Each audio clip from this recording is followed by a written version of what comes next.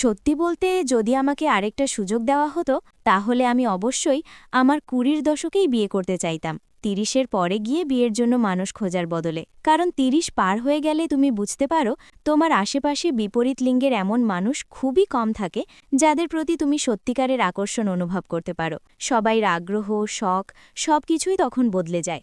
মানুষের দেখা অভিজ্ঞতা, তাদের কথাবার্তার বিষয় সবই একদম আলাদা হয়ে যায়। তুমি হয়তো সিনেমা দেখতে ভালোবাসো, শপিং করতে ভালোবাসো, নতুন কাপড় কিনতে ভালোবাসো, আর সে হয়তো ভিডিও গেম খেলতে পছন্দ করে। তাই বয়স যত বাড়ে, পুরুষ ও নারীরা তত বেশি বুঝে ফেলে তারা আসলে কী চায়, কী পছন্দ করে, আর তত কম তারা আপোস করতে রাজি হয়। এটাই মূলত একটা বড় কারণ যার জন্য সঙ্গী খুঁজে পাওয়া দিন দিন কঠিন হয়ে যায়। আজ আমি একটা ব্লাইন্ড ডেটে গিয়েছিলাম। 94年 আমার 了， জন্ম ১৯৯৪ সালে, আর আমার মনে হয়েছিল ছেলেটা আমার তুলনায় একটু বেশিই ছোট। কিন্তু যেহেতু খুব কাছের একজন বন্ধু এই পরিচয়টা করিয়ে দিয়েছিল, তাই আমি তবুও গিয়েছিলাম। সমস্যা হলো, সেই ছেলেটাকে আমার আসল বয়সটা বলেনি। এতে পরিস্থিতিটা একটু অস্বস্তিকর হয়ে যায়। আমার এমনিতেই বয়স নিয়ে একটা অনিশ্চয়তা আছে। আমাদের বয়সের পার্থক্যটা সত্যিই অনেক বেশি ছিল। আমার মনে হচ্ছিল এটা কোনোভাবেই কাজ করবে না। সত্যি বলতে আমার আফসোস হয়, যখন আমি ছোট ছিলাম তখন বেশি করে সম্পর্ক করিনি, বিয়ে করিনি, এমনকি একটা সন্তানও নিইনি। যদি তখন এসব করতাম তাহলে এখন আমাকে এসব নিয়ে চিন্তা করতে হতো না। আমি নিজের মতো করে জীবনটা উপভোগ করতে পারতাম। আমি সত্যিই সেই সব নারীদের অনেক সম্মান করি যারা মা হন। সন্তান জন্ম দেওয়া নিশ্চয়ই খুব কষ্টের, তাই না? আমার মা বলতেন তিনি সন্তান জন্মের পর অনেক সমস্যার মধ্যে দিয়ে গেছেন। বয়স বাড়ার সঙ্গে সঙ্গে তার পায়ের গোড়ালিতে সবসময় ব্যথা হতো। এসব শুনলেই আমার খুব কষ্ট লাগে। আমার মনে হয় সব মায়েরাই অসাধারণ সাহসী। তাদের সন্তান জন্মের পর ঘুমের অভাব সহ্য করতে হয়, শরীরের গঠন বদলে যায়, আর এই সব কিছু মেনে নেওয়ার জন্য অসীম সাহস দরকার হয়। তারা একদিকে স্ত্রী, একদিকে মা, আর ভবিষ্যতে তারা শাশুড়িও হবেন। আর আমি যেন একজন ব্যর্থ নারী। আমার বয়স এখন ৪০, তবুও আমি এখনও অবিবাহিত। এখন পেছনে তাকিয়ে বুঝতে পারি এর কারণ হলো আমি কখনো বড় হতে চাইনি। আমি সবসময় পালিয়ে বেরিয়েছি, অজানার ভয়কে সামনে থেকে মোকাবিলা করতে চাইনি। শুধুমাত্র মধ্য বয়সে এসে আমি সত্যিকার অর্থে নিজেকে চিনতে পেরেছি। আসলে এই পৃথিবীতে অনেক ভালো মানুষ আছে, কিন্তু আমরা নিজেরাই তাদের ছেড়ে দেওয়ার সিদ্ধান্ত নিয়েছি, আর এটা সত্যিই খুব আফসোসের বিষয়। যদি তুমি এখনও দেখছো তাহলে কমেন্টে ১ লিখে জানাও, আমি বুঝতে পারবো তুমি এখনও আমার সঙ্গে আছো। তাহলে এখন বলো, একজন পুরুষের আয়ের ব্যাপারে তোমার কি কি চাহিদা আছে? আমি চাই তার বার্ষিক আয় প্রায় ৩ লাখ ইউয়ান হোক। ৩ লাখ? এত বেশি কেন? কারণ আমার মনে হয় চংকিং শহরে বছরে ৩ লাখ আয় হলে জীবনটা আরামদায়ক ও স্থিতিশীলভাবে কাটানো যায়। আমি একটু মনে করিয়ে দিই, তোমার নিজের মাসিক বেতন তো মাত্র ৫,০০০। তাহলে কি বলতে চাও, আমার আয় কম তাই আমি পরিবার চালাতে পারবো না? আমি তো কেবল নিজের খরচটাই কোনোমতে সামলাতে পারি।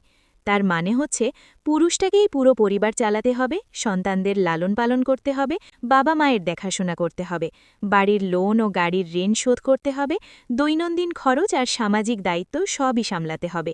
এই কারণেই আমি মনে করি তার মাসিক ২৫,০০০ হওয়া যুক্তিসঙ্গত।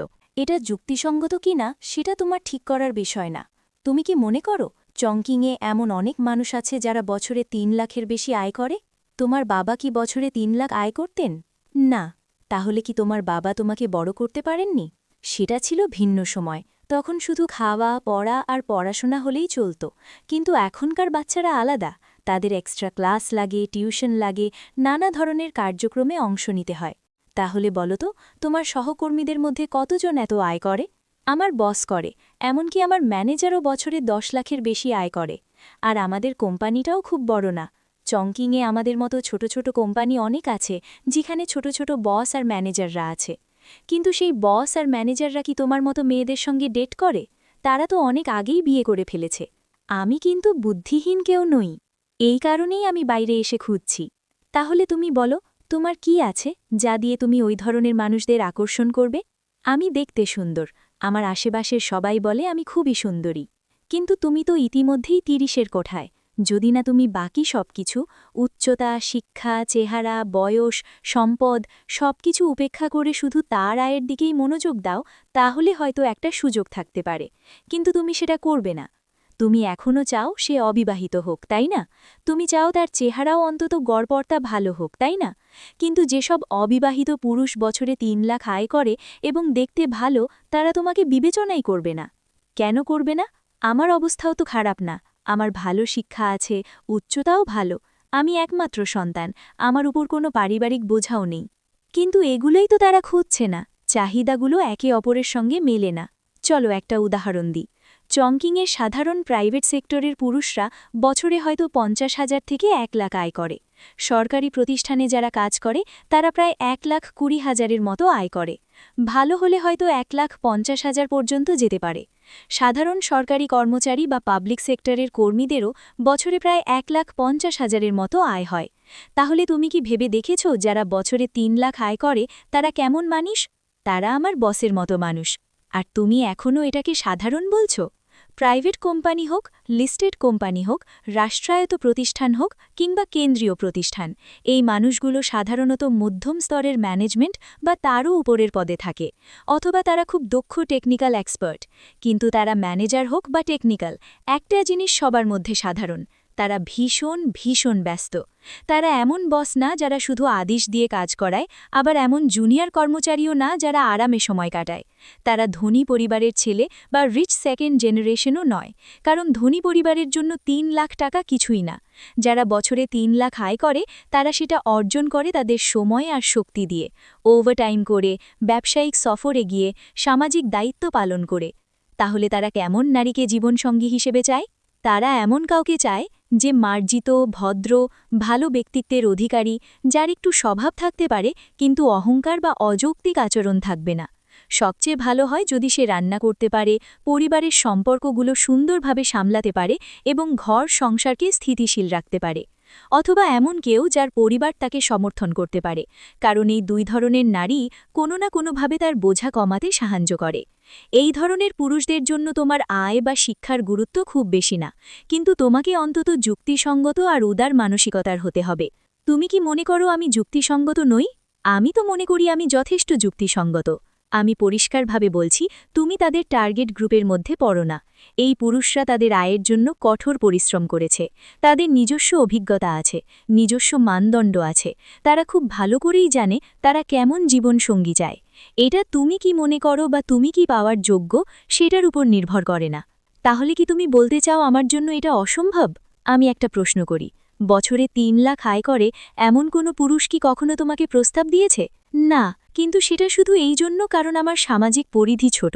আমার আশেপাশের সবাই বলে আমি সুন্দরী, আমার ভালো যোগ্যতা আছে, আমার উচিত আরও ভালো কাউকে খোঁজা। এমনকি তাদের নিজেদের কাছে তেমন কোনো সুযোগ সুবিধে না থাকলেও তারা কখনো বলে না যে আমার চাহিদা বেশি, বরং তারা সবসময় বলে তুমি যদি চেষ্টা চালিয়ে যাও তুমি ঠিকই একজনকে পেয়ে যাবে।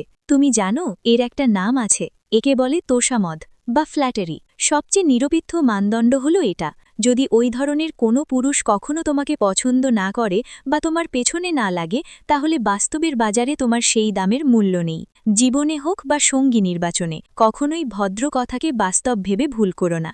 বিদায়। এই আলোচনায় ঢোকার আগে আমাদের কমেন্টে জানাও তুমি কোন জায়গা থেকে এই ভিডিওটা দেখছো। বিশ্বের বিভিন্ন প্রান্তের দর্শকদের সঙ্গে যুক্ত হওয়াটা আমাদের জন্য বিশাল অনুপ্রেরণা।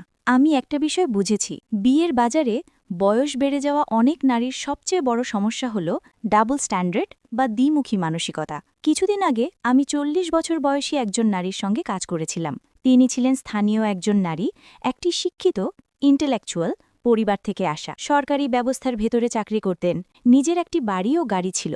তিনি বলেছিলেন পুরুষের জন্য তার চাহিদা খুব বেশি না, শুধু এমন কেউ যে তার থেকে ৩ থেকে ৫ বছর ছোট হবে, ওজন স্বাভাবিক সীমার মধ্যে থাকবে আর উচ্চতা প্রায় ১.৭০ মিটার হবে। এটা শুনে আমি মনে মনে ভাবলাম, আরে এটা তো বেশ যুক্তিসঙ্গত, এমন মানুষ খুঁজে পাওয়া তো সহজ হওয়া উচিত। কিন্তু যখন আমি বাস্তবে তাকে সাহায্য করা শুরু করলাম তখন বুঝলাম প্রতিটি বয়স পেরিয়ে যাওয়া অবিবাহিত নারীর নিজের আলাদা কারণ থাকে। প্রথমে আমি তাকে ৩৭ বছর বয়সী একজন পুরুষের সঙ্গে পরিচয় করিয়ে দিই, যিনি সরকারি ব্যবস্থার মধ্যেই কাজ করতেন। তিনি অন্য একটি প্রদেশের মানুষ ছিলেন, একটি হার্ডওয়্যার ব্যবসা চালাতেন, আর তার পারিবারিক পটভূমিও বেশ ভালো ছিল। মেয়েটি তাকে দেখে পছন্দ করল, তাই আমি তাদের দেখা করার ব্যবস্থা করতে শুরু করলাম। শনিবার সকাল ১০টায় তাদের দেখা করার কথা, কিন্তু সকাল ৯টার দিকে হঠাৎ সে আমাকে ফোন করে বলল আমি আজ যেতে পারবো না, আমি জিজ্ঞেস করলাম, কি হয়েছে? সে বলল, মোমো, তুমি যেদিন তাকে আমার সঙ্গে পরিচয় করিয়ে দিলে আমি বাসায় গিয়ে ভেবেছিলাম, আর এখন বুঝতে পারছি এই মানুষটা আমার জন্য উপযুক্ত না। তার পুরো পরিবার ব্যবসার সঙ্গে জড়িত, তারা খুব চালাক চতুর। আমি যদি ওই পরিবারে বিয়ে করি তাহলে আমি ক্ষতিগ্রস্ত হব, আমি তাদের সঙ্গে পাল্লা দিতে পারবো না। এটা শুনে আমি একদম অবাক হয়ে গেলাম। এত হঠাৎ করে এই পরিবর্তন! এখন আমি ওই ছেলেটাকে কিভাবে বুঝাবো? কোনো না কোনো যুক্তিসঙ্গত কারণ তো দিতে হবে, তাই না? সে বলল, সরাসরি বলো আমি তাকে পছন্দ করি না। ঠিক আছে। শেষ মুহূর্তে এমনটা হলেও আমার আর কিছু করার ছিল না, তার হয়ে আমাকে সব সামলাতে হলো। পরে আমি তাকে ৪২ বছর বয়সী একজন মাধ্যমিক স্কুলের শিক্ষকের সঙ্গে পরিচয় করিয়ে দিই। তিনি স্থানীয় মানুষ ছিলেন, আগে অল্প সময়ের জন্য বিয়ে হয়েছিল, পরে ডিভোর্স হয়েছে, কিন্তু তার কোনো সন্তান নেই। এই মানুষটাকেও সে পছন্দ করেছিল। আমরা শনিবার সকাল ১০টায় দেখা করার ব্যবস্থা করেছিলাম, কিন্তু হঠাৎ করে সেই লোকটার একটা কাজ পড়ে যায়। সে জানায় ওই শনিবার তার একটা মিটিং আছে, তাই সময়টা পরিবর্তন করে রবিবার করা যায় কিনা এই অনুরোধ করে। সে যখন আমাকে এই কথা বলেছিল তখন মাত্র মঙ্গলবার ছিল। আমি ভেবেছিলাম এটা কোনো বড় ব্যাপার না, তাই আগে ভাগেই আমি মেয়েটাকে জানিয়ে দিই। কিন্তু সে শোনা মাত্রই রাগে ফেটে পড়ে, আমাকে একের পর এক মেসেজ পাঠাতে থাকে। সে বলতে থাকে, এই লোকটার কোনো সময় জ্ঞানই নেই, এভাবে হঠাৎ করে অ্যাপয়েন্টমেন্ট বদলে ফেলে কিভাবে? আমি সাধারণত খুব ব্যস্ত থাকি, এই সময়টা বের করার জন্য আমি অনেক কষ্ট করেছি, তার আমার প্রতি কোনো সম্মান নেই। আমি দ্রুত বোঝানোর চেষ্টা করি, সে তো শুধু সময়টা বদলাতে চাইছে, সেটাও কাজের কারণে, এটা তোমাকে অসম্মান করার জন্য না। কিন্তু সে থামেই না, টানা ৮ ঘন্টা ধরে আমাকে বকতে থাকে। তারপর সে বলে আমি আর তার সঙ্গে দেখা করতে চাই না, তাই তো সে ডিভোর্সড। সে এমনই একটা বাজে মানুষ যাকে আর কেউ চায় না। মোমো, আমাকে অন্য কাউকে খুঁজে দাও, তবে অবশ্যই এমন কেউ হতে হবে যে সময় মতো চলে এবং আমাকে সম্মান করতে জানে, বুঝেছ? এভাবে এখন পর্যন্ত এই নারী একজনের সঙ্গেও দেখা করেনি। প্রতিবারই কোনো না কোনো সমস্যা, কোনো না কোনো অজুহাত তৈরি হয়। সত্যি বলতে আমি আর সামলাতে পারছিলাম না, তাই দ্রুততার কেসটা আমি অন্য এক সহকর্মীর কাছে দিয়ে দিই। কারণ সে নিজে যখন প্রতিশ্রুতি ভাঙে তখন আবার আশা করে অন্যরা যেন তার সুবিধামতো নিজেদের মানিয়ে নেয়, কিন্তু যখন অন্য কারোর সময় পরিবর্তন করতে হয় তখন সে তাকে আধা ঘণ্টা ধরে বকাঝকা করে। এটা যদি ডাবল স্ট্যান্ডার্ড না হয় তাহলে আর কি?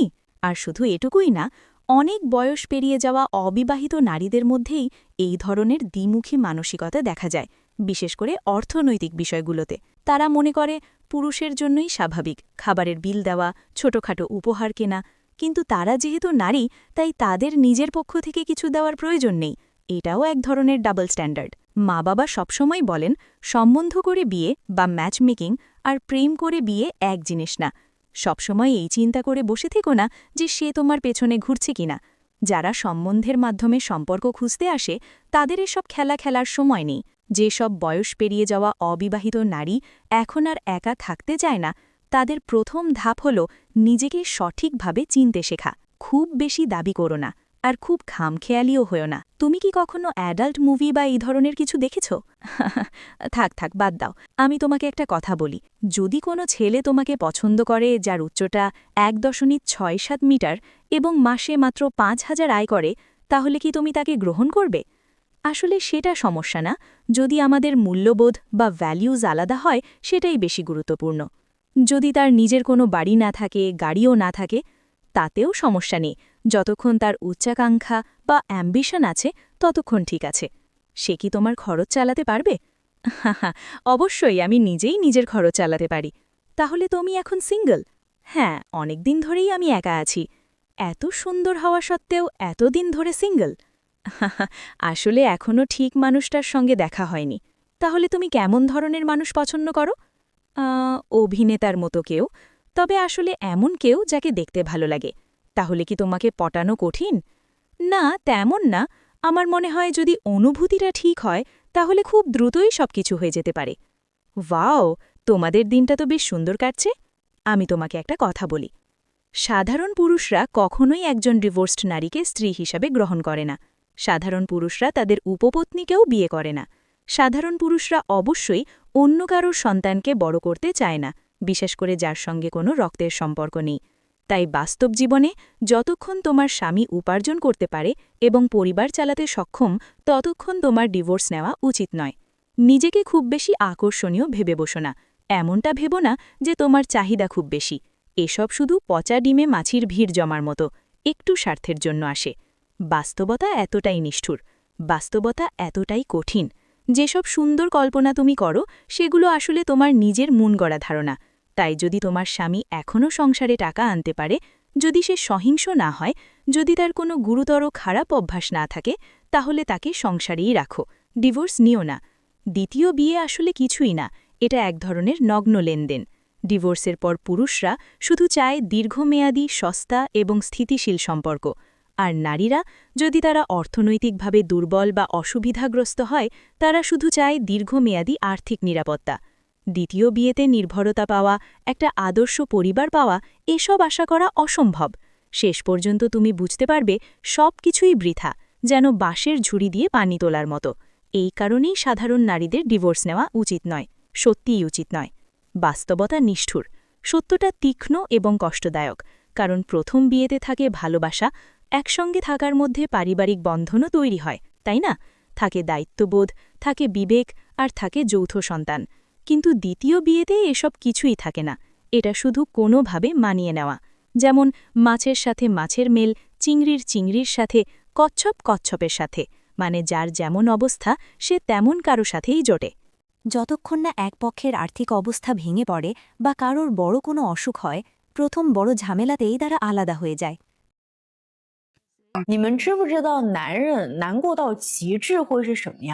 我相信大多数女人呢。